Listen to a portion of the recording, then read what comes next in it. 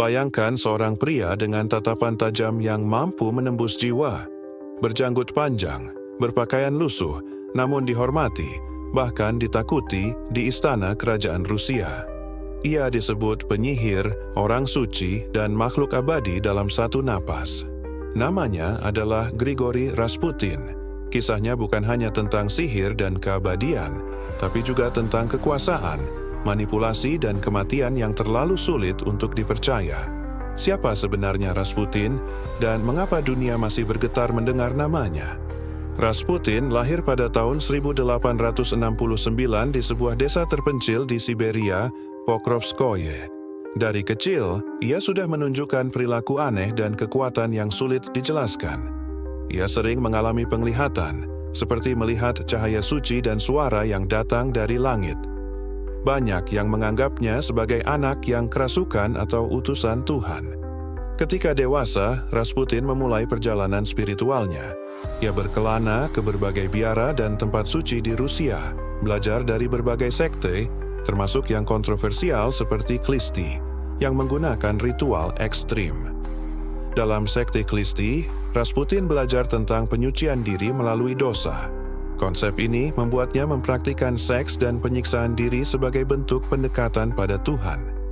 Ia mulai dikenal sebagai tabib spiritual dan penyembuh.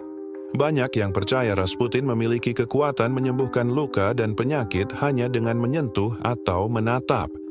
Namanya mulai terdengar sampai ke telinga keluarga kerajaan Rusia, terutama setelah Tsarevich Alexei, putra Tsar Nicholas II, lahir dengan penyakit hemofilia. Tak ada yang bisa menyembuhkan Alexei sampai Rasputin datang.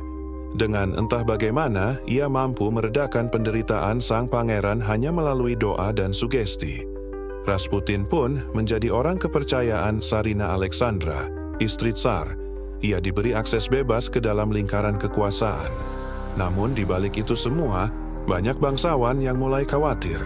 Mereka melihat Rasputin sebagai ancaman, seorang petani Siberia yang bisa mempengaruhi keputusan politik kerajaan. Rasputin hidup dalam kemewahan. Ia pesta pora, terlibat skandal seks, dan mempermainkan banyak wanita bangsawan. Tapi anehnya, ia tetap disucikan oleh sang Tsarina. Misteri kekuatan Rasputin makin membesar. Beberapa mengklaim bahwa ia memiliki kemampuan hipnosis tingkat tinggi yang mampu mengendalikan pikiran orang lain. Yang lebih mengejutkan, Rasputin pernah memprediksi kejatuhan kekaisaran Rusia jika dirinya terbunuh oleh bangsawan. Ia menulis surat kepada Tsar, "Jika saya mati dibunuh oleh rakyat biasa, kerajaan akan aman. Tapi jika saya mati di tangan bangsawan, seluruh keluarga kerajaan akan binasa dalam 2 tahun. Ramalan itu menjadi kenyataan. 2 tahun setelah Rasputin dibunuh oleh bangsawan, Tsar Nicholas II dan keluarganya dieksekusi. Tapi yang paling legendaris dari Rasputin bukan tentang hidupnya, melainkan kematiannya. Ia tidak mati dengan cara biasa. Para pembunuh meracuni Rasputin dengan sianida, tapi ia tetap berdiri dan tertawa seolah tidak terpengaruh. Mereka lalu menembaknya dari belakang. Rasputin jatuh, namun bangkit kembali dan menyerang mereka. Ia ditembak lagi, kali ini di kepala. Namun tubuhnya masih bergerak, hingga akhirnya mereka memukulinya dan melempar ke sungai. Saat tubuhnya ditemukan, paru-parunya penuh air. Artinya, ia masih hidup saat dilempar ke sungai dan mati karena tenggelam, bukan karena racun atau peluru. Fakta ini membuat Rasputin dijuluki pria sakti yang tak bisa mati. Banyak yang percaya ia bukan manusia biasa, melainkan makhluk spiritual yang dikirim untuk misi besar. Sebagian teori menyebut Rasputin adalah reinkarnasi dari penyihir kuno, atau bahkan makhluk dimensi lain yang menyamar sebagai manusia. Lukisan-lukisan zaman dulu menggambarkannya dengan aura gelap dan mata bercahaya. Banyak yang merasa ngeri hanya dengan menatap potret dirinya. Grigori Rasputin memang punya istri dan anak. Meskipun ia dikenal sebagai sosok spiritual yang kontroversial dan sering dikaitkan dengan banyak wanita bangsawan, kehidupan pribadinya sebenarnya cukup normal di awal. Istri Rasputin bernama Praskovia Fyodorovna Dubrovina. Mereka menikah pada tahun 1889 saat Rasputin masih muda dan hidup sebagai petani di desa Pokrovskoye, Siberia. Meski Rasputin kemudian dikenal sebagai pengembara spiritual yang liar, istrinya tetap tinggal di desa dan mendukung perjalanan spiritual suaminya, bahkan saat Rasputin mulai terkenal dan tinggal di Saint Petersburg. Rasputin diketahui memiliki 3 anak, salah satunya yang paling terkenal adalah Maria Rasputina. Ia lahir pada tahun 1899 dan kemudian menulis buku tentang kehidupan ayahnya, berjudul My Father. Maria pindah ke Prancis dan akhirnya ke Amerika Serikat, di mana ia bekerja sebagai penari akrobatik dan bahkan sempat bekerja di sirkus. Maria sangat membela ayahnya dan menulis banyak hal untuk meluruskan tuduhan terhadap Rasputin, termasuk kisah-kisah mistis dan kontroversial.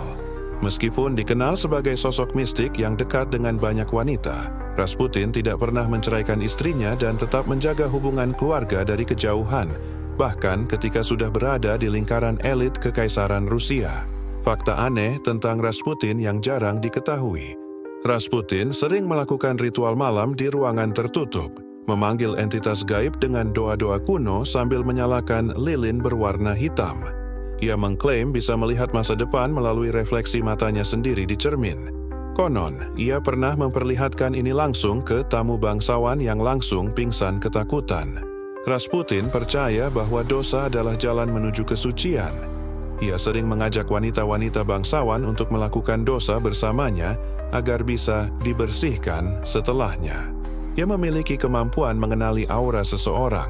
Kabarnya, hanya dengan memegang tangan, Rasputin bisa mengetahui ketakutan terbesar seseorang. Wanita-wanita yang pernah bersamanya sering mengaku seperti terkena hipnotis. Mereka kehilangan kesadaran dan merasa seperti berada di alam mimpi saat bersama Rasputin. Salah satu ritual paling anehnya adalah mandi di air es sebelum menyentuh wanita, katanya untuk membersihkan energi duniawi dan membuka jalur energi spiritual. Banyak yang percaya bahwa Rasputin memiliki jimat atau benda sihir yang selalu ia bawa, sebuah potongan tulang dari mayat orang suci yang konon memberinya kekuatan. Ia dikabarkan bisa mengendalikan hewan liar. Ada saksi yang melihat seekor serigala tunduk di kakinya di hutan dekat desa kelahirannya. Rasputin pernah menulis puisi-puisi aneh dengan bahasa yang tidak dikenali. Beberapa ahli bahasa percaya itu adalah bahasa kuno atau kode rahasia dari masa lampau. Ketika marah, mata Rasputin berubah menjadi merah menyala. Beberapa orang yang menatapnya dalam kondisi itu mengaku mengalami mimpi buruk selama berminggu-minggu. Setelah kematiannya, kabarnya banyak kejadian aneh terjadi di sekitar tempat ia dimakamkan. Bahkan jenazahnya sempat dipindahkan berkali-kali karena dianggap membawa kutukan. Dokter yang mengautopsi tubuhnya dilaporkan mengalami gangguan mental tak lama kemudian. Beberapa anggota keluarga kerajaan yang ikut merencanakan pembunuhannya mati dalam kondisi mengenaskan atau bunuh diri. Rasputin juga dikabarkan meninggalkan catatan rahasia berisi ramalan tentang masa depan Rusia dan dunia. Tapi catatan itu hilang dan tak pernah ditemukan. Hingga kini, Rasputin menjadi ikon dari persilangan antara kekuasaan, mistisisme, dan keabadian. Beberapa benda yang terkait dengan Grigori Rasputin masih disimpan dan dipamerkan hingga saat ini, memberikan wawasan tentang kehidupannya yang penuh kontroversi. Museum Rasputin di Pokrovskoye. Terletak di desa kelahirannya, Pokrovskoye, museum ini menampilkan koleksi foto, barang pribadi, dan arsip yang berkaitan dengan Rasputin. Meskipun rumah aslinya tidak lagi ada, museum ini dibangun menyerupai bangunan aslinya dan didirikan oleh penduduk setempat pada tahun 1990. Istana Yusupov di Saint Petersburg dikenal sebagai lokasi pembunuhan Rasputin pada tahun 1916, istana ini kini menjadi museum. Pengunjung dapat melihat ruang bawah tanah tempat pembunuhan terjadi, lengkap dengan diorama lilin yang menggambarkan peristiwa tersebut. Museum Erotika Rusia di Saint Petersburg.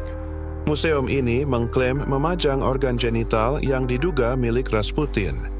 Namun, keaslian artefak ini masih diperdebatkan oleh para ahli. Namanya tetap hidup di buku sejarah, film, lagu, hingga teori konspirasi. Banyak ilmuwan dan spiritualis mencoba menjelaskan kekuatannya, namun semua berujung pada satu kata, misteri. Rasputin bukan sekadar manusia, tapi simbol dari hal-hal yang tak bisa dijelaskan oleh logika. Dan semakin kita mencoba mengungkap siapa dia sebenarnya, semakin banyak pertanyaan yang muncul daripada jawaban. Mungkin Rasputin memang tidak pernah benar-benar mati. Ia hanya berpindah dimensi, menunggu saat yang tepat untuk kembali. Atau mungkin dia masih hidup dalam bayang-bayang sejarah yang belum selesai dituliskan. Jika Anda suka dengan video ini, silahkan like dan subscribe ya. Ada hal aneh yang Anda ketahui tentang Rasputin? Jangan lupa komen di bawah ya.